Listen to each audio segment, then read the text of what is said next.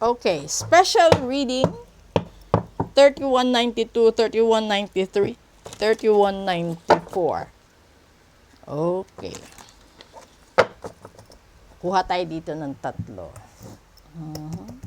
Sa gustong magpa-book ng full private reading ngayong Tuesday, message lang po kayo at pwede tayong mag-proceed agad sa reading. Ngayon, kasi Martes, kakatapos lang ng first Friday at saka first Tuesday. So, unang ugali, commitment. O, di ba? Ito yun. Pangalawa, collaboration. And pangatlo, gain.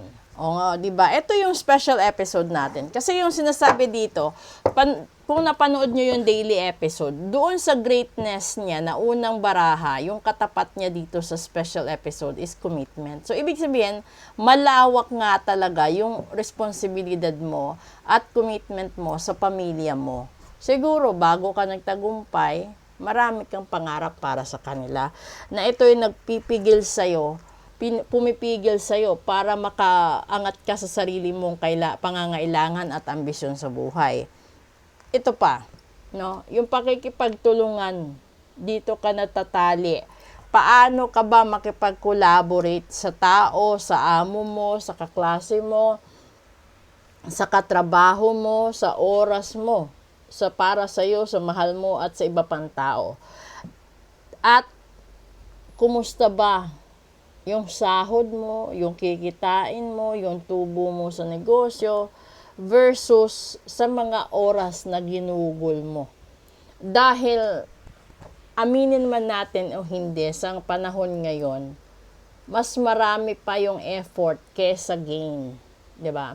Ganon din sa pagmamahal. Sa mga clients ko, maraming nasaktan, nasawi, nasugatan, hiniwalayan, iniwanan, tinalikuran.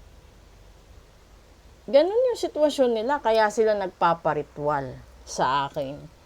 Lalo, yung mga tao naman na hindi pa nagkahiwalay, yung pinaparitwal nila sa akin is lagyan ng proteksyon, yung relasyon nila, pagsasama nila, pamilya nila, para hindi mawasak. Patungkol naman dito sa carbs na lumalabas, no? Kung meron kang barang kulam, sumpa at gayuma, ipatanggal mo sa lalong madaling panahon. Kung mabigat ang pasok ng blessings, ipa-cleansing mo. Dahil hindi mo alam, yung pabigat na yan is galing sa mga taong nasa circle of friends mo or sa circle of family or posible sa property kung saan ka nakatira. Posible din sa trabaho, no? Sa kung saan ka